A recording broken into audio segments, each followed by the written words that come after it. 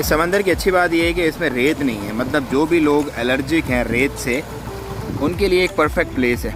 अगर बच्चे हैं छोटे तो छोटे बच्चों को आराम से आप यहाँ पे बिठा सकते हैं, वो लहरों के साथ खेलते रहेंगे और फिर बिना किसी अपनी गाड़ी में गंद मचाए।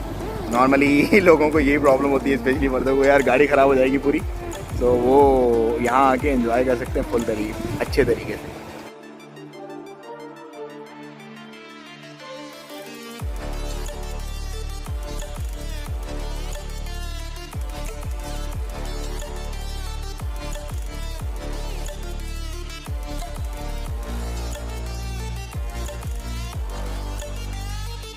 ये है टीवी बीच। टीवी बीच जब आप वादी शाफ्ट क्रॉस करके आएंगे सीधा सूर की तरफ जाते हुए, बजाय मेन रोड के जाने के आप अंदर से आएँ, अंदर से पूरा टीवी क्रॉस करते हुए आएँ तो आपको ये बीच मिलेगा।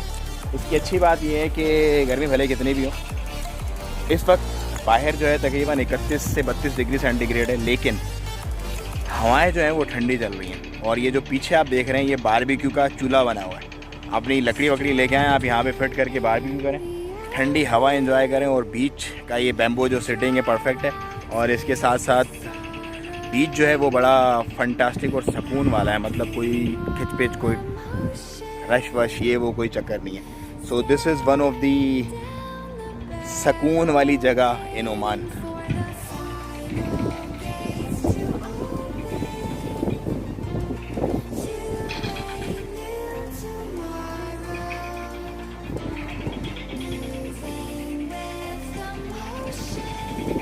There is a barbecue place.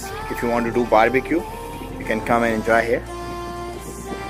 And the good thing about this beach is it has multi-layer of water. Like you can see green in it, the dark blue, light blue, all colors are perfect. Even